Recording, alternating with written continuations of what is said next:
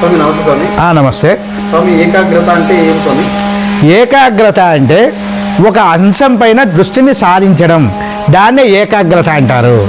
కనుక ఏకాగ్రత అనేది ప్రతి మనిషికి అవసరం. అందులో చదువుకున్న పిల్లలకు అత్యధిక అవసరం ఏమంటే ఏకాగ్రత. ఏదైనా ఒక విషయం గురించి ఆలోచించడం, దాన్నే ఏకాగ్రత అంటారు. దాని గురించి ఒక చిన్న కథ. ఒక ఆంగ్లేయుడు ఓడలో ప్రయాణం చేస్తుంటాడు. అతనికి చుట్ట తాగడం అలవాటు. చుట్ట తాగితే కానీ ఇతరులతో మాట్లాడలేడు.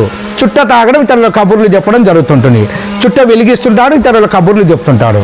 కొద్దిసేపు గడిచిన తర్వాత మళ్ళీ చుట్ట నోట్లో పెట్టుకుంటాడు, అగ్గిపెట్టె తీస్తాడు. అగ్గిపెట్టె జారి సముద్రంలో పడిపోతుంది. అప్పుడు అతనికి దిక్కు తోచడు. అరే రే, ఏ విధంగా నేను ఈ చుట్ట వెలిగించుకోవాలి?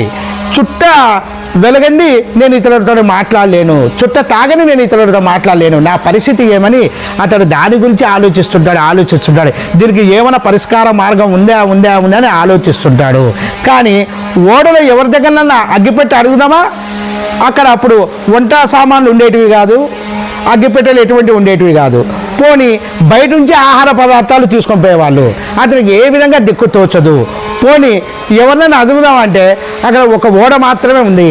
ఆ ఓడ సముద్రం మధ్యన ఉంటుంది. అతనికి ఎట్లా దిక్కే తోచదు. అప్పుడు అక్కడ ఓడను నడిపే డ్రైవరు ఆలోచిస్తుంటాడు, ఏ విధంగా నేను ఇతనికి ఉపయోగపడాలి. ఆ అంశం పైన దృష్టి పెట్టింటాడు.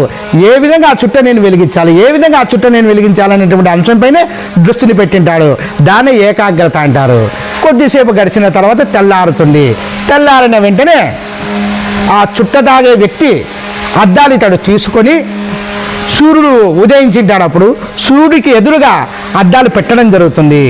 అద్దాల ఇంచుకు ఆ సూర్యకిరణాలు పడడం జరుగుతుంది. ఆ వేడికి చుట్ట వెలగడం జరుగుతుంది.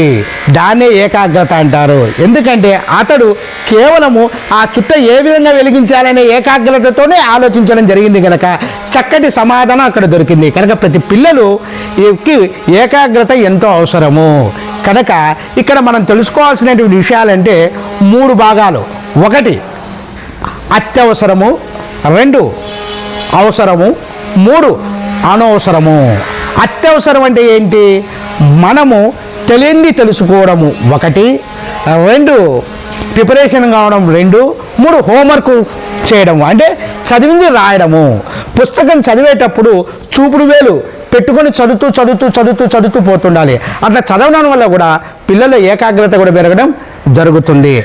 1 అత్యవసరం అంటే ఏమి? మొదట్లోనే చెప్పాను. 2 అవసరం అయితే ఏమనేది కూడా ఆలోచించాం. అవసరం అంటే ఏమిటి? న్యూస్ పేపర్ చదవడము, 2 ఆరోగ్యాన్ని కాపాడుకోవడము, 3 జ్ఞప్తికి పెట్టుకోవడము. అది అవసరము. న్యూస్ పేపర్ చదవడము, 2 సేకరించడము, 3 చదివింది గుర్తుపెట్టుకోవడము. ఇది అత్యవసరం. అనవసరం అంటే ఏమి? 4 Cలకు మనిషి దూరంగా ఉండాలి. 4 Cలు అంటే ఏమి? 1 సినిమా, 2 సెల్ఫోను, 3 చాటింగు, 4 వచ్చి కేబుల్ టీవీ. ఈ 4టికి మనిషి దూరంగా ఉండాలి. చదివేటప్పుడు మాత్రమే ఇళ్లలో టీవీలు పెడుతుంటారు సాధ్యమైనంత వరకు.